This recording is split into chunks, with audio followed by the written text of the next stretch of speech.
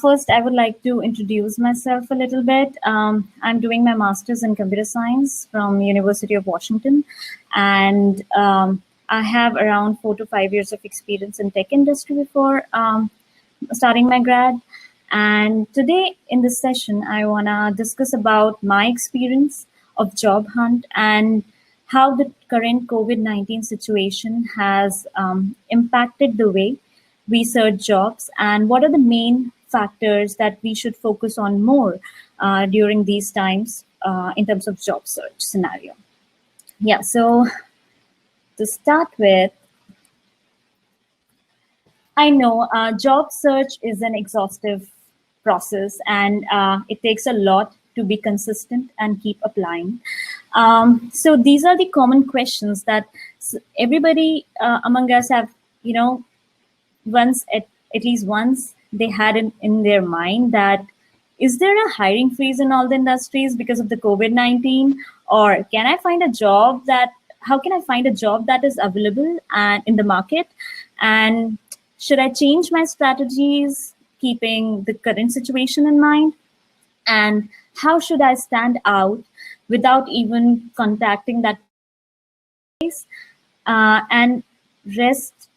And there is a list of questions and so many confusing thoughts, but the important one of these is it just me or everybody has these sort of doubts? So let me tell you, everybody goes through the same process, everybody has similar doubts. So in this session we are going to cover what factors that we need to pay more attention on while doing our job search during these times. To understand how we need to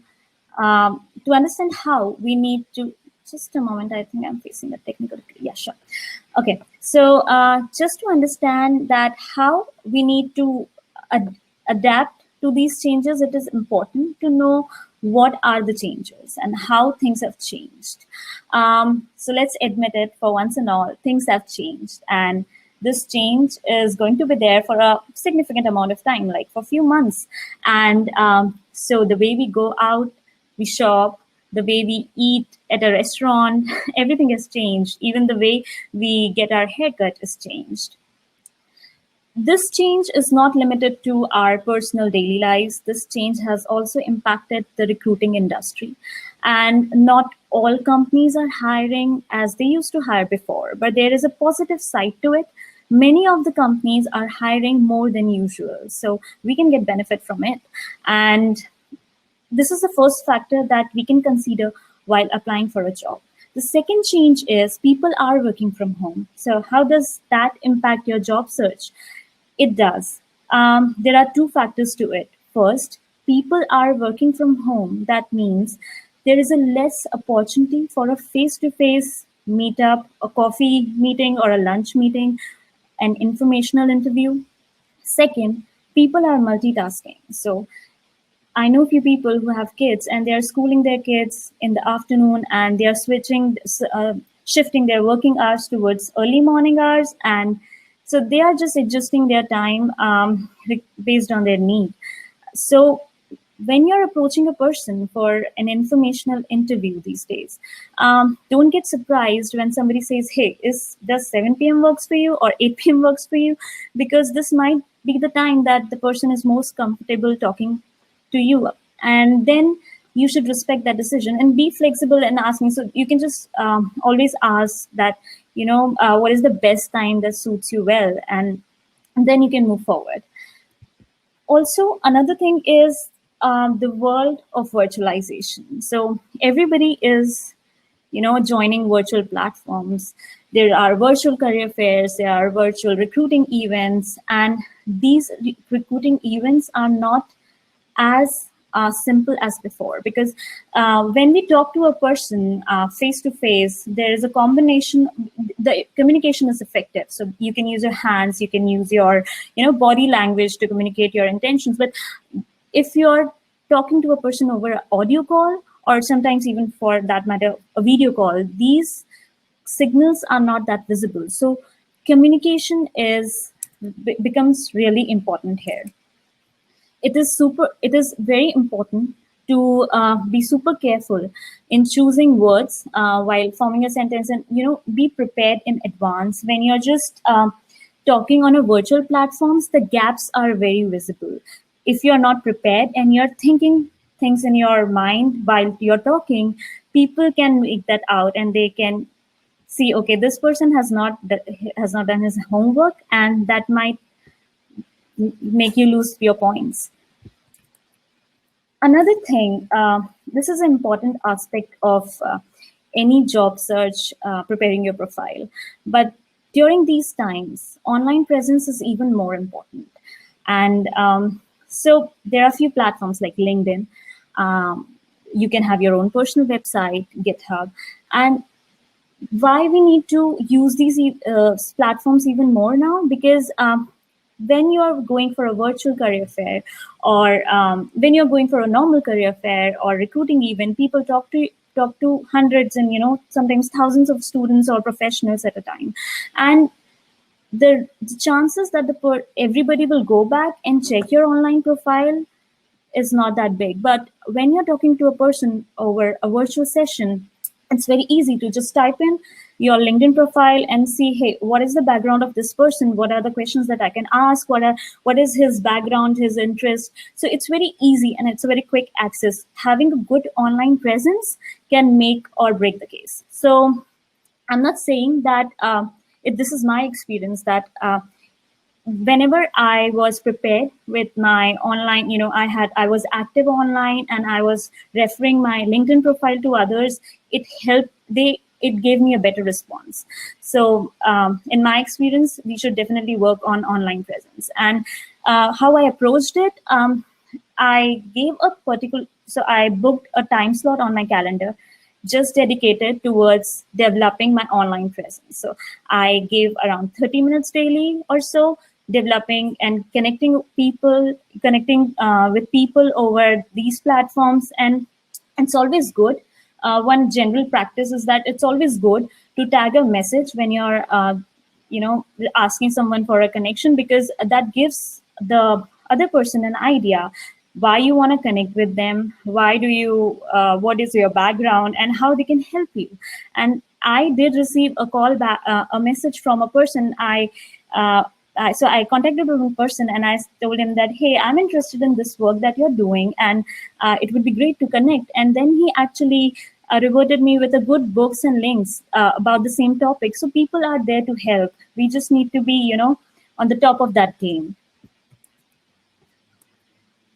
Another important thing I would like to mention here is make your online profile consistent. So throughout the platforms, inconsistent profile might decrease the trust factor on the candidate. So just make sure you have consistent profile throughout all the platforms. Another important component I would like to talk about is networking. As we all know, networking is super important. But what we can get out of it now is a little different and is even more important. So as we have discussed earlier in the questions, that are all industries are freezing hiring? So this is something that you can, information is there online, but this is something that you can, ask people who are actually working in those industries. You can ask your alums. Having a good alumni network is a very important thing. And if you have professional connections, you can have a good network with professionals. You can actually schedule an informational interview with these people and ask them, hey, what do you think? Is there a job freeze in your industry? What are your views? Do you think there will be some job openings soon? This can give you a good idea of what industries you need to focus on. So sometimes you might be just fighting on the front of the game where there is no scope, there is no opportunity. So don't waste your time in searching out on those areas where you won't find anything good. So just make your game really strong by talking to people, scheduling informational interviews, and asking people that what is going inside the industry. Second thing is, while you are talking to people and you have a good idea about what profile you want to work for, you can ask them for a mock interview. and people will help. So just one little thing to keep in mind while asking that: be prepared before going for the mock interview, because again, we need to respect the other's time, and that will build credibility. And informational interviews are like from 15 to 30 minutes usually. So I used to have mostly somewhere around 30 minutes or so. And if you're well prepared and the conversation is engaging, you will see people will even exceed that time. And if they are interested in the talk, if you have good questions, so people are ready to help. Another thing I would like to talk about is virtual career fairs. So how they are different from the on-site career fairs, how these recruiting events are changing the way they recruit. In my experience, there are some positives and there are some negatives. So let me first talk about the positives. Less physical exhaustion. So on-site networking fair, it is very exhausting. You go to every company's booth, you meet people, and then you talk to them, and it's exhausting, physically. But from sitting from home, being in the comfort of your home, it's easy to hop in, hop out of the session, and you can have your food. You can just you can customize your search. But how to get best out of it, it is really important. In my experience, when I approached a career fair with a targeted shopping list, so there are 100 companies that are coming. When I reduce the search to the companies that I really am interested in, that really helped me and increased my efficiency and my response rate. So make a list of companies that you're interested in. Go to those companies first, talk to them, and then cover the rest of the companies that are in your maybe list. And another factor is work on the elevator speed. So I'm not saying that you need to prepare an elevator speech for every single company, but what I mean is you can customize your elevator speech with respect to each company. So how I did that was I created an elevator speech for like with a general body, introducing myself, talking about a little bit of my experience and the things and skills I have. And then I customized that with talking about the products, the initiative the company is working on. So I would like to share one example here. Uh, I went to a virtual career fair, and I was talking to a person from this company, and I told him, "Hey, I searched for this product, and I really liked it. And how do you guys do? What is your methodology?" And I discussed some things about that product, and it turned out that that person was working for that product. And in the same day, I got an email saying that, "Hey, this product is."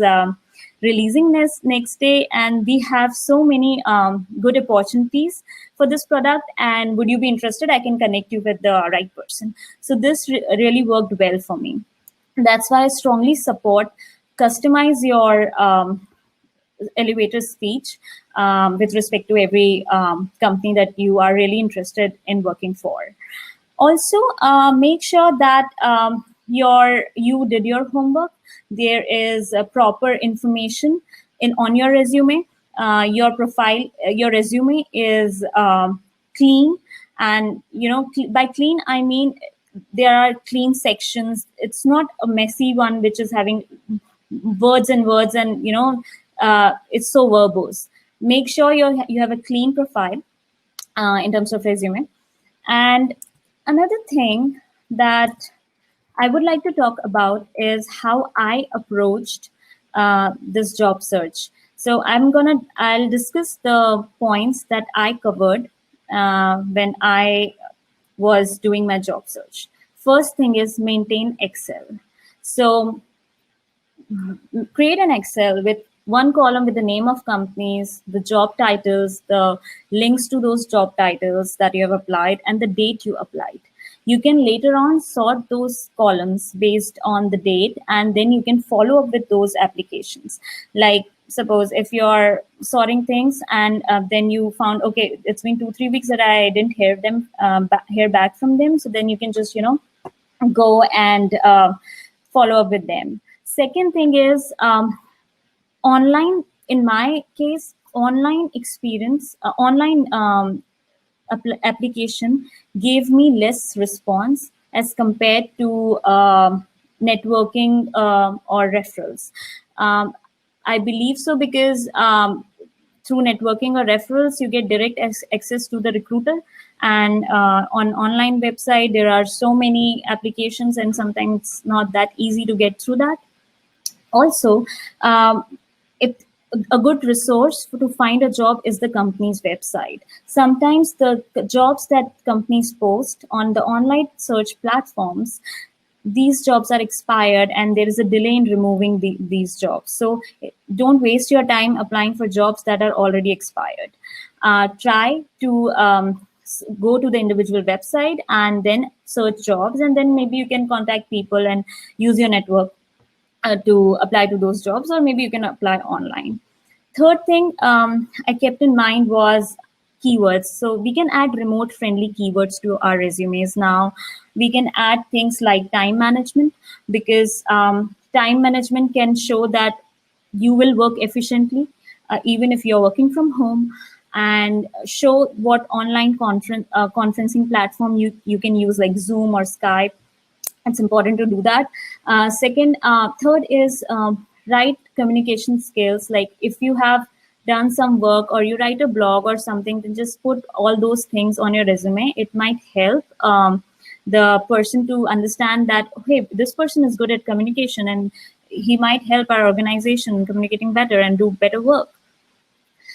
The another thing is set daily goals. I set daily goals, like, or weekly goals. Like for example, I'll schedule informational interviews, um, two interviews this week, and I'm gonna follow up next week. So this gets you, important gauge on your performance, how you're approaching things, how much you have progressed, how much time did you spend on applying. And one important insight you can get from this data is, when you look at the Excel, you will realize that it tells a lot. You can analyze what industries are applying to your resume, are giving you a response. So based on this, you can actually improve your resume. And important thing, send thank you emails to people. There are many people who, some way or another support us achieve what we want. Don't shy away from sending thank you emails to them. Last but not the least, spend time on your mental and physical health, because you are not saving time by not doing them. You're just reducing your efficiency. So make sure you are putting in enough effort, keeping your mental and physical health okay, especially in the time of COVID-19, when all the gyms are closed and we don't have enough resources to practice a good mental or physical health. Just give enough time and do activities that makes you feel relaxed, painting, drawing, anything that makes you feel happy, and follow some online session, some gymming session, or some dance exercise, that whatever suits you better. So going back to the questions, let us see what we have achieved after that discussion. So the first question was, there is a hiring freeze in all industries? Certainly not. Use your network to know what is happening. That can give you enough insights. How can I find what jobs are available? Best resource is the company's website. And make sure, if you find a job on a company's website, if you can apply it through some connection, that's even better, by referrals. But yeah, the company's website is the best source. Should I change how I job hunt during the time of COVID-19? Not entirely, but yeah, we need to just focus on few things that will make you stand out in the application process. How do I distinguish without connecting face to face? Do homework, prepare your elevator speech, invest time in preparing your elevator speech, and yeah, and great communication is the key. is it just me or everybody else has the same doubts? I have so many fellow students and professionals who are searching for jobs these days. And trust me, everybody has same doubts. We are all in this together. And we are stronger together. We can use this each other network. If I know a person who knows a person who knows about some important stuff that you might be interested in, then we can connect and we can make use of each other's network. And do not shy away from getting help, because it will support you in many which ways. You can even ask for personal guidance or mentorship to people if you connect to them over LinkedIn or other professional platforms. So I think I'm good with my content. Is there any question available? Meanwhile, I'll post the link to my LinkedIn. Please feel free to connect with me.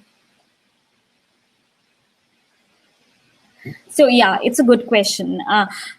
We can't just simply ask for referral from a person who we do not know. It's important to build a rapport before asking for referrals.